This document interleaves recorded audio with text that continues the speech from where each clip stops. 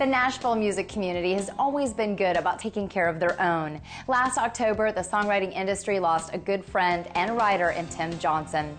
Instead of trying to just raise money for his family, many of Tim's friends came together in his honor to leave a more enduring legacy. Honor Thy Song was billed as the world's largest pitch session, where many writers and performers played some of Tim's best unrecorded songs before industry heavyweights. Their hope was that many of these songs would be picked up for major artists, helping to create a legacy and provide for Tim's family long term. Lynn headed out to the Ryman Auditorium to see why many friends were involved in the big evening. We're here backstage at the Ryman Auditorium, the Mother Church of Country Music, and I am with Joe West, who tonight, this is, like we've said, the biggest pitch session. It's also Honor Thy Song, and we're here to honor Tim Johnson's songs, and he has a lot of them. And you wrote a lot of those with him. You were a dear friend. Yeah. Share with us a story of just one of those special moments that you were able to share with him, maybe writing a song. Or one of my favorite is writing a song, which is my wife's favorite song. It's called Again, and at the end of it, we were packing up our guitars and we're just laying down the work tape, and Tim's wife Meg, who you just interviewed, she came in and we said, hey, listen to this song, and in the middle of it there was a line that made her cry. Aww. And the beautiful moment was when Tim reached out and reached past Meg and gave me a high five. You know, as a songwriter, you always want, you know, above even you love your family, but you always want to connect with the lyric, and we obviously had done that with that lyric. So, you know, that's a great moment. And I only have myself to blame if I let her lie. You guys are all going to get on stage tonight and sing maybe your favorite song that you wrote together. Do you know what you're singing tonight? Actually, I'm singing a song Tim wrote by himself. Oh, wow. He wrote I Let Her Lie by himself also. And I just remember that song is Do You Believe Me Now by Jimmy Wayne. That was his huge hit. Last hit, yeah.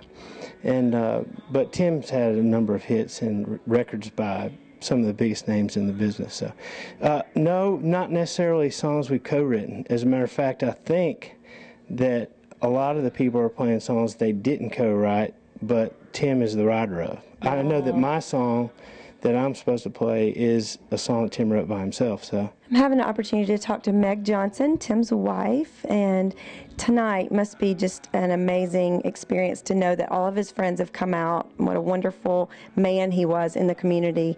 What does this mean to you? Oh, it's huge. It's phenomenal. It's beyond expectation, truly. The support we have had since Tim's illness, and and then after his death, has been just, the music community has been so supportive. And did you ever looking back on songs, is there that one special song that you're like, wow, I cannot believe this song has not been recorded? Me as an A&R person on the other foot, I'm going right to the songs. What's your favorite or most special song that he ever wrote? Oh, that's so difficult. It's like choosing between children, there's so many. I tend to lean toward his ballads. He wrote great ballads, and there's one song called The Apology, which is special for a lot of reasons, but that one is, I guess, maybe one of my favorites. Is it going to be performed tonight? Yes, Angela Cassett is playing that tonight. Oh, great. Yeah. And how did you go about putting this together and knowing who's going to get to perform what song? Or did that just all come together? That really just came together.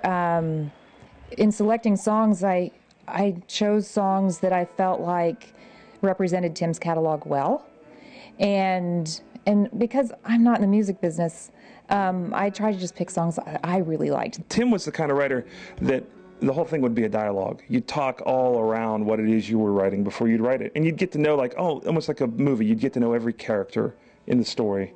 And Tim was famous for always coming up with a point or a change in the chorus or a pre-chorus or a tag on a chorus that would be like this whole other brilliant part of the puzzle, right? This well-developed plot as if it were a movie or a book.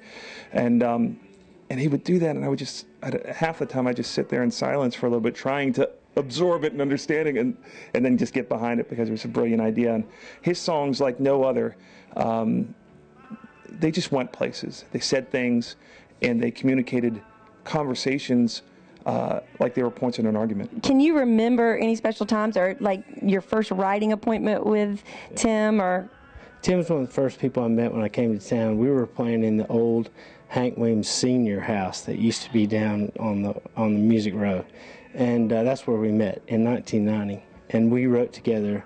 We've written together since 1990, and I actually had one of my first cuts with Tim on Daryl Singletary on the same album with I Let Her Lie.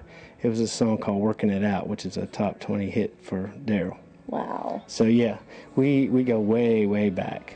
I'm sure he's smiling down tonight and just so proud that you guys are I here. think he is. What's stopping you from living your life, taking a chance, rolling the dice? Tim was not supportive of the idea ever of a benefit. You know, he just was not comfortable with that. And to have this be a way of keeping his music alive, and it's a backdoor benefit for us. You know, it really benefits the children. What a statement for your friends to all line up and beg to be on this gig. All the musicians that are in the band tonight, A-rate studio guys, they didn't just ask to be on it. They did it for free, and they did it with, vigor. So, he was the kind of person that motivated people to do that. And all during the week, we're running up and down Music Row trying to get our songs cut. And tonight we're doing it for Tim. Each person attending the show received a copy of Honor Thy Song, a CD of Tim singing 15 of his best unrecorded songs. In a time of benefit shows, this one certainly has the potential for a longer legacy. We still have lots more ahead on this week's Inside Music Row, so don't go away. We'll catch up with Somebody's Baby next.